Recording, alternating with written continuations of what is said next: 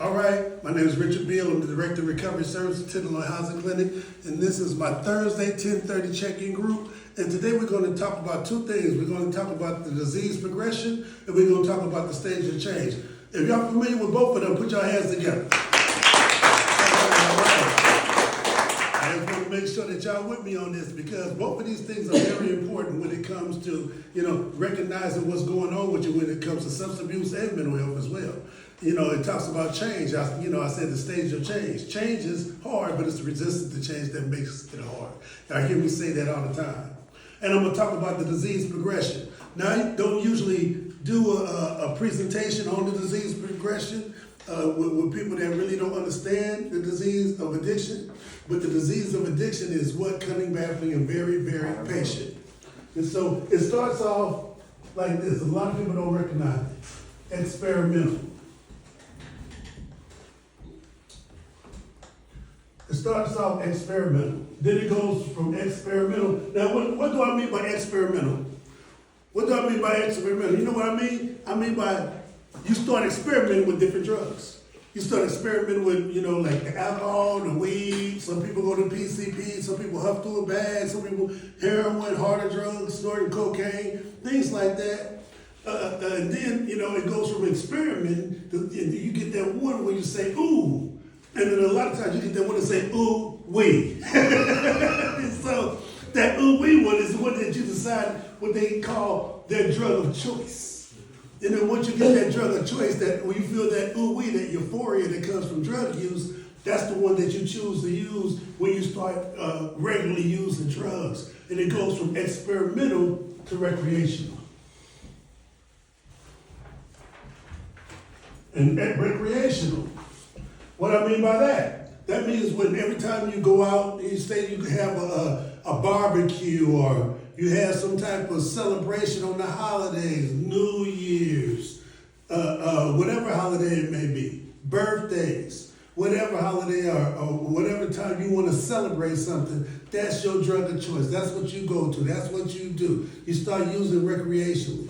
Then it goes from recreational use to habitual. Habitual, what that means? And so that means it becomes a habit. That means every time, let me give you an example. Like say you get off of work on Fridays. And every Friday you grab the alcohol, you grab the weed, you grab the crack or whatever your drug of choice is, and you use that every time you get off work. Now it's a habit. Now it is something that's part of your daily routine. Now you start feeling uncomfortable when you don't follow through with that habit, especially when it comes to drug use. And so it goes from experimental to recreation to habitual. And now, here, abuse. Drug abuse. When you start abusing the drug, that means the drug use has progressed to the point that some of the things that you thought was important at one time is no longer important. Is no longer important. Now, what is important is the drug use. That means going to work is not that important no more. Going to school is not that important no more. The relationship is not that important no more. The drug use becomes the priority instead of the job or anything else. Then it goes from drug abuse to dependency. Now, dependency, y'all. Dependency. I'm not kidding. Dependency is when you become dependent on the drug. And so that means you have to have it. That means you have to have it. That means you have to have the drug. That means you have to when you get up in the morning and when you go to sleep at night, before that day is over, you're going to use that drug. You're dependent on that. Matter of fact, you probably have developed some type of physical addiction to it. So if you don't get it, you're going to go through some type of withdrawal. And so, even if it's a mental, emotional, and physical withdrawal, it can be mental, it can be emotional, and it can definitely be physical, especially if it's an opiate.